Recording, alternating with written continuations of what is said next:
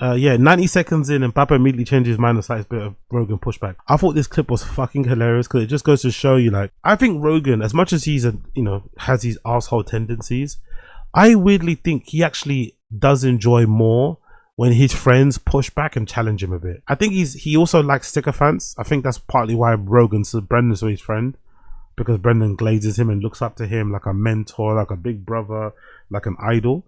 But I also think with the way that he enjoys hanging out with Ari Shaffir, how he hangs out with doing Protectile Parks with Ari Shaffir, Shane Gillis and Mark Norman, you can tell Rogan actually doesn't mind it when Mark Norman kind of like razzes him and disses him and I mean, he kind of likes it because it doesn't happen too often. Because he's always the big dog in every room he goes to. Everyone's always trying to suck up to him. Because he's got the big podcast, everyone's always trying to suck his dick to get on the show. So he probably very rarely gets treated like a normal human. As opposed to, you know, with the exception of like hanging out with Ari, Shane and fucking Mark. The way Brendan acts with Rogan, where he makes a point and then Rogan does a bit of pushback, disagrees, and then he immediately acquiesces and changes his mind, actually doesn't help their friendship. I think their friendship would be heightened. Rogan would actually love Brendan more if Brendan kind of like would be like, nah, I disagree. This is my opinion. I disagree. As opposed to saying, oh yeah, you're right. No, you're right, actually. Maybe what you're saying has got a point. Maybe we're both right. And I mean, it's like, no, don't acquiesce. Just because he's richer, just because he's more famous. Like, fuck that. Like, if you got an opinion, you got an opinion. You know what I mean? But Brendan, within 90 seconds of the new episode of the GRE, he immediately buckles under no pressure, zero slight pressure, and agrees with everything fucking Rogan is saying. It's super funny. He also just was blocking punches with his face. Well, that's the other thing. Like his deep. Yo, big up Gamebred. Nah, I doubt it. I'm probably gonna go out. I doubt it. I'm probably gonna go out. I doubt it. I'm probably gonna go out. Doubt it. Defense was so bad. I think it was that Joshua Van's offense was so good. You know what? And I think it's a combo of both. Yeah, it's a combo of both. Yeah, for sure. Because Tyra's... It's a combo of both, for sure. One more time. That's such a good clip. It's such a good clip. It's that way. No, I think it's probably both. Yeah, you're right. It's probably both. Like, Jesus Christ. He also just was blocking punches with his face. Well, that's the other thing. Like his defense was so bad. I think it was that Joshua Van's offense was so good. You know what? I think it's a combo of both. Yeah, it's a combo of both. Yeah, for sure. Because Tyra's primarily... He also... It's so funny. I think it's both. Yeah. You're right. It's probably both. Just was blocking punches with his face. Well, that's the other thing. Like his defense was so bad. I think it was that Joshua Van's offense was so good. You know what? I think it's a combo of both. Yeah, it's a combo of both. Yeah, for sure. Because Tyra's... for sure. Jesus Christ, Brendan. Have some backbone, for fuck's sake. Have some fucking backbone, for fuck's sake. But yeah, you're right. It's probably both. Jesus Christ, bro. Have a bit of backbone, Brendan. Have a bit of backbone, Brenda. God almighty. Big up, let's see here. Big up, someone saw in the comments. Big up, Josie. How often does anyone ever push back with Rogan? It's got to be boring. No, I don't think so.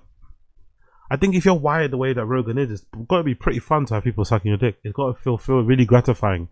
It's got to really stroke your ego to have all these men fawning over you, looking at you as a hero, looking at you as the archetype of what a man should be, looking up to you in terms of the money that you make, being enamored of how successful you are, wanting to be on your show, making you feel powerful, you actually impacting their lives, you know, for better or worse. You know, I don't know many Rogan friends within a group of 250 who aren't well off, who aren't comfortable in life. They might not be multimillionaires, but they're definitely not working in Target. They're definitely not working in fucking Walmart. Most of Rogan's friends within that inner circle, who've been on his pod a few times, are definitely making their money, paying their bills based on comedy alone. And that was obviously helped with the little bump they got on Rogan. So that's, as much as it makes them feel good, it probably makes Rogan feel even better that he's got the kind of power to literally change a man's life. To go from, look at Lex Friedman. He admitted that he was eating fucking McDonald's beef patties without the bread because he couldn't afford food or something. As soon as he got onto Rogan, you know what I mean? Shit started to get really sweet really quickly. Contact books started to increase really quickly. There are entire compilations of Papa Parrot Toe. Yeah. Smiley face emoji. Yeah, we watched it last time, remember? We watched it last time. We watched one of those ones last time. It was fucking brilliant. It was fucking brilliant. But yeah, I think if you're wide like Rogan, it's gotta feel good. You definitely feel good when people suck you off. You definitely feel good. Because most people who are somewhat, I won't say humble, but you kind of get uncomfortable. You don't really like it. Like a normal person would have, for instance, look at this. Listen to this.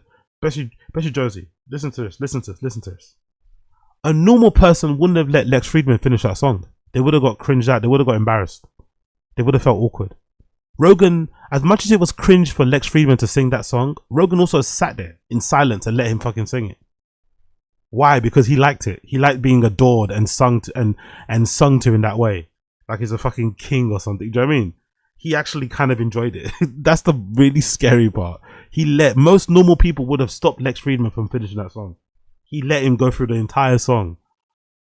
He's got a big bag. His back looks like a barrel of fucking snakes, like mahogany. Like what? Most normal people would have definitely stopped. Like, hey, relax. It's okay. It's okay. I get the gist. Put your guitar down, please. But Rogan let him play the full song. The full song. Even the little outro bit. Rogan loves being glazed. That's for one thing. Bappa and Brian Callen glaze him too much. But Rogan loves being glazed. Let's not doubt that. He absolutely loves being glazed. He tries to do the fake humble thing sometimes.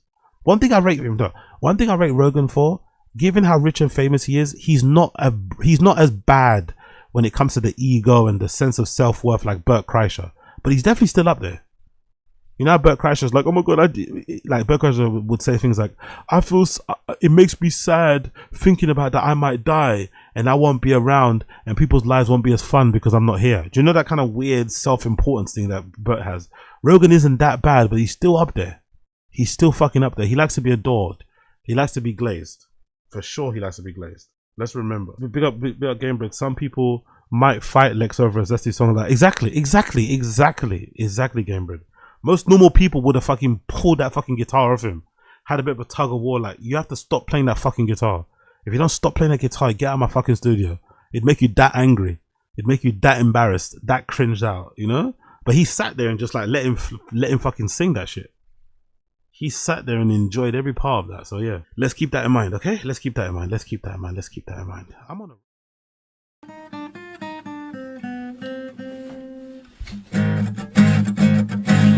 This is the stupidest thing I've ever done. So this is a story, okay? In the desert I met a man with an eagle perching on his hand, and he asked me, son, what can I do for you? Definitely the stupidest. Father, I said, I'm looking for the meaning I should be living for. He put a finger to my lips, said, shh, let the old man speak. They call me Brian Callahan. In this cruel world there is a man you should listen to as you journey on through life. His name is Joe Rogan. Joe Rogan. Shoulders for days and a really wide back. Joe Rogan. Joe Rogan. Barrel of snakes for a back. Then he mounted his horse and he looked to the sky, and he rode to the sunset with a tear in his eye. And the legend goes, the old man rides on, singing the words to this terrible song.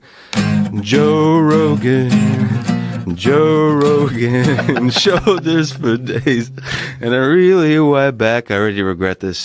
Joe Rogan, Joe Rogan, a barrel of snakes for a bag. You fucked up. You should have never done that song. It was terrible.